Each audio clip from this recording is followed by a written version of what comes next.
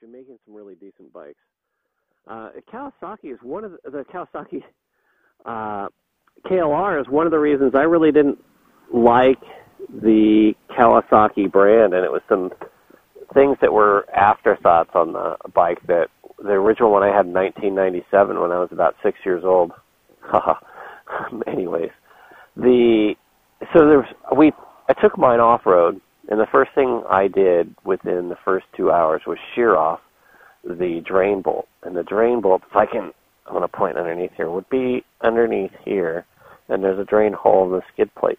With the stock drain bolt, which I can actually touch the new one I put on, it would hang down to about here, even with a skid plate. So as soon as you hit a rock, it'll shear it right off. And the bolt is like, the head of the bolt is like that long. I mean, all they had to do is put a shorter one on, or like what I've put on is they call a flush mount one. It has a different type of head, so you use an Allen key rather than a socket. And now it's flush, so it's never going to get just knocked off. So that the reliability just went up by 100%. There were other little things that I didn't like. I didn't like the foot pegs. I didn't like the brake levers. There were lots of things I just didn't like. I thought, hey, it's a bike that looks like it can do everything, but it doesn't do anything well. And I have to say that because that was one of the things I had originally said. But there are some interesting things about it. When you look at this bike, and you look at the enormous size of the fuel tank, I think the original ad, at least in 1997, was that it had a ship of the desert fuel cell. And it's really true, with a 6.1 gallon tank, and a little bit larger back then because they didn't have all the emission stuff in them. It really made for a bike with a good amount of range. And most bikes didn't have that kind of range. It also, sounded like a Briggs & Stratton, kind of ran like a Briggs & Stratton, but I had a lot of fun on that motorcycle. Even after I broke the case, I JB welded it back together because I didn't have money to buy a new case or have it completely stripped down. And so I saved the part. When I got home, I cleaned it all up, and I put JB weld on it and put it back in place.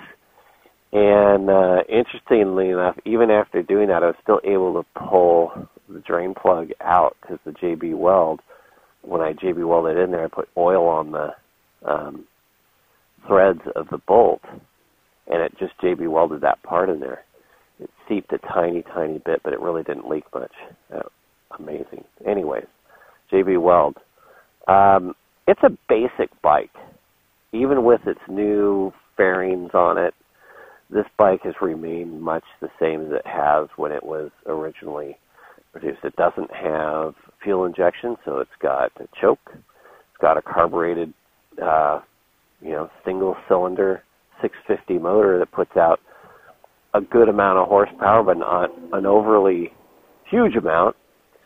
And it's actually what starts to actually intrigue me back to this bike again, which is some of the things that I didn't like about it. It wasn't modern or wasn't high-tech.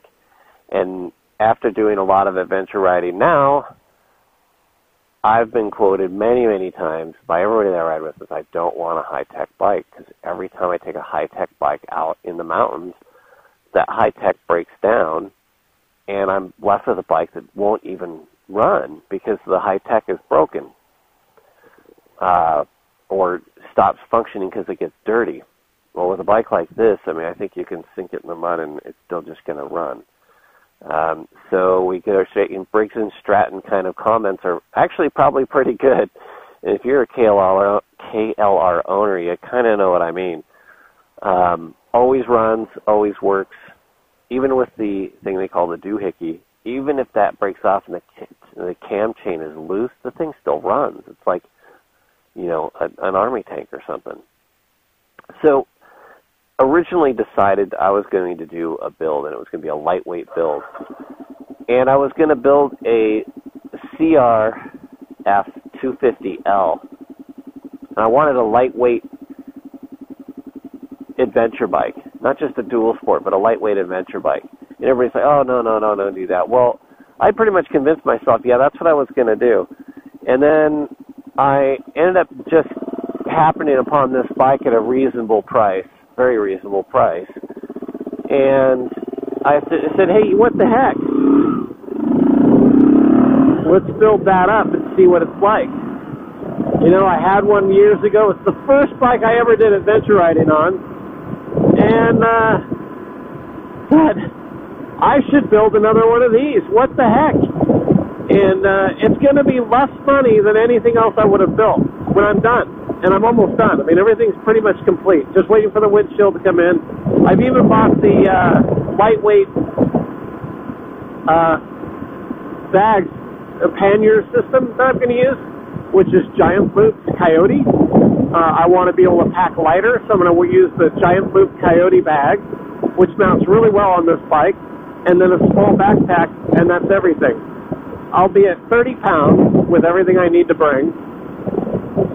That's on top of the bike. So this is actually going to be a really lightweight, in the end, motorcycle. It'll be my lightweight adventure bike, even though it's really in the middleweight category.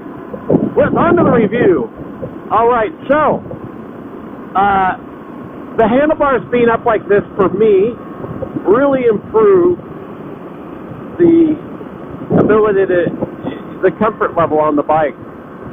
I love the handlebars on this thing, and I have not changed them out because the handlebars, they really put on a good set of handlebars. They may not be the best quality, but as far as the bend, and that's where I mean good handlebars, the good right bend in the handlebar makes a huge difference. It keeps your elbows out, and they're not bent back to where your elbows sit in.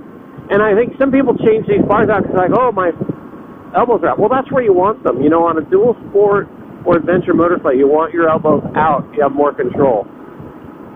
They're wide, and they may be a little weak, but I'll tell you what, with the bark busters on them, you're adding 2 more strength points. So you have all the way to the outside, all the leverage point right here is connected with an large aluminum bar all the way close to the center. So the only part that on this bar is going to bend would be right here. And that's actually a stronger part of the bar than anywhere else on it. So you've got a tie in here, a tie in here, and a tie in here to hold this outer part of the bar and keep it strong. So I'm really not worried about the bars bending. I think they're perfectly strong enough. They're not a heavyweight, they're not going to be a heavy component to the bike. The handling of the bike, it says, as I expect, it's kind of like a dirt bike on the road. It handles fine. It goes where you want it to go. It's an easy handling bike, has a very light, flickable feel. The tires are changed to this bike. And maybe I should stop and point those out. I'll do that here in a minute. Because they howl. They're a loud tire. And you likely can't hear it. There's a lot of wind noise. I get a lot of wind from this bike.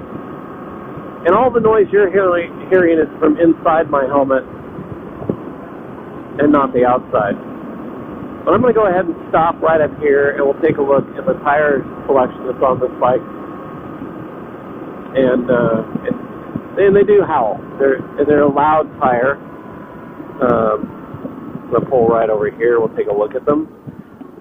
And you can have a look at the tires. They're not super aggressive, but they're a lot more aggressive. They're like a trail tire. So these are street legal, dot legal trail tire.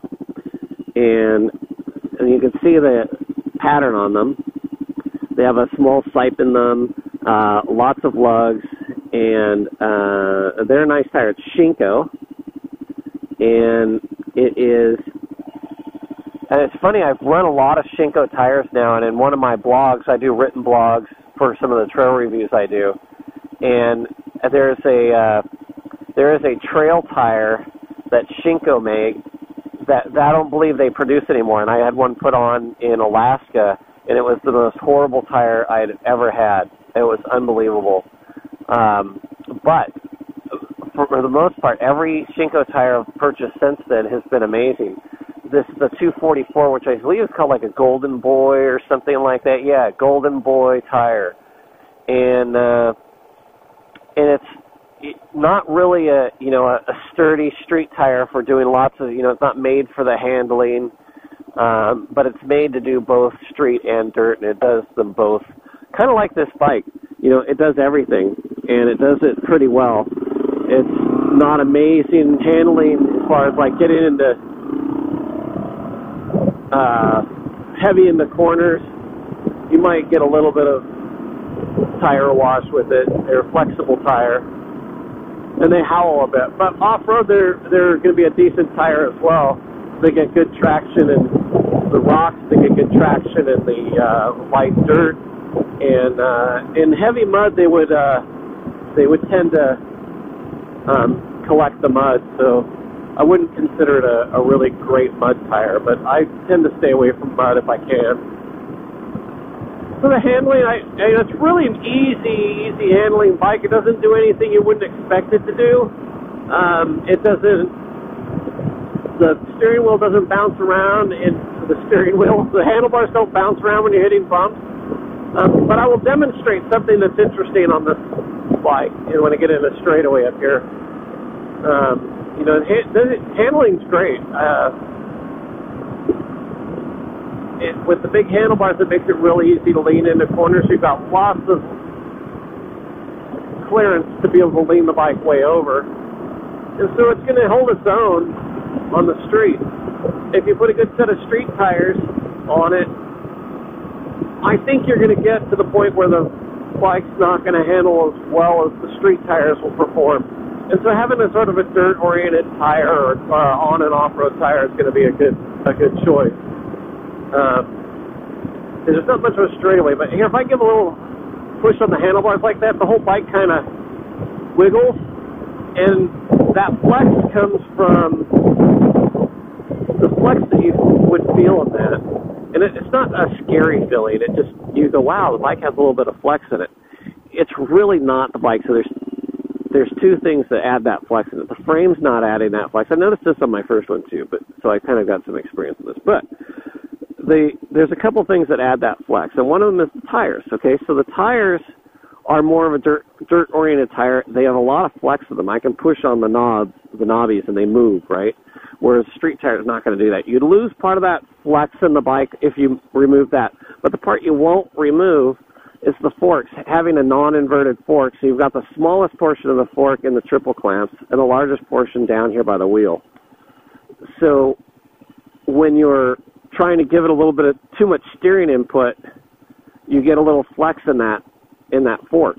And that's what you're really feeling. That's pretty much it, the tires and then the forks. So they make a fork brace for it, but I don't think it's really necessary. This is not going to be my road racing motorcycle. I'm fine with a little flex like that. The one thing that you'd say, the brakes feel a little spongy in the front, and it really is due to this brake line right here. This brake line is a total cheap brake line. So you can replace this brake line and you get a lot better feel out of the front brakes. I may do that because I really don't like spongy brakes. But it's just a big rubber hose, and it's super pliable. It makes it a spongy brake feel. It's going to always be that way unless you replace that with like a braided line or a higher strength brake line. So how do I feel about this motorcycle? I love it, actually. I'm falling more and more in love with it. It's a fun bike to ride. The power is really pretty decent. It's a single cylinder, so it's got a little bit of vibration to it. I feel it a little bit in the feet, but not with my boots on. My boots, I really don't feel it at all. But if I wear tennis shoes, I can feel a little bit of vibration on my feet. I've actually taken the bar ends off, which would increase the vibration of the handlebars, but there really isn't any, so that's no big deal. The biggest thing you're going to notice on this bike is going to be, the wind coming from the windshield. And moving the windshield up would stop that. I'm going to put a little bit longer, a little bit taller windshield on it, and I may put the windshield visor on. But we'll see how that goes. Anyway, so far a really fun bike. Excellent. You know what I mean? For a bike that's going to be inexpensive, you can't get better of an adventure bike for your money. You You pretty much can't. It comes down to that. You know, if you want to travel the world, if you want to travel on a budget, then this is a bike for you. This is also the bike for you if you don't want to have to worry about your motorcycle so much. I tell you, there's so many times where I'm riding my big, normally I do a lot of off-road stuff on my big adventure bike. And the biggest problem I have from myself and other people is they complain about it. It's like, man, I don't want to ruin this bike. I don't want to scratch it. There's like, I got $20,000 into this motorcycle, and then I put accessories on it. So I'm like $25,000 into a motorcycle that I'm taking off-road and I'm about to dump in a bunch of rocks. If you're not prepared to do that, then don't make that kind of investment. If you're going to get yourself in situations like that ever, and you want to have fun, then get a less expensive adventure bike. I'll tell you, once you get out and you've left the showroom and you're not at the coffee shop, the best adventure bike is the one you don't have to care about so much. Because nobody cares what it looks like anymore. You're not sitting in front of the coffee shop. People aren't taking pictures of it. You're riding it, and you need to make sure it does what it can do. And this KLR 650 will get you anywhere. It's not going to be the enduro motorcycle. It's not going to be the MX race bike. You're not going to go off double jumps, but you're not going to go off double jumps on a BMW 1200 either. And you're not going to go, you're not going to go enter an enduro on your Yamaha Super Tenere. I know I thought about it because it would be a whole lot of fun, and I would ruin my big bike. But hey, it would be a lot of fun. The other part is I want to be able to go out and ride. Hey, thank you very much. I want to be able to go out and ride alone and do some adventures on my own. And with my Super Tenere, which is what I'm riding as my big adventure bike now, it is well over 500 pounds. With all the gear and everything that I put on it, I'm riding it at over 600 pounds. And I have to pick that up. Now imagine me on a trail where I low side it, meaning I fall to the low side of the trail, and now I've got to pick it up from here. There's no way. I'm not going to be able to pick 600 pounds up.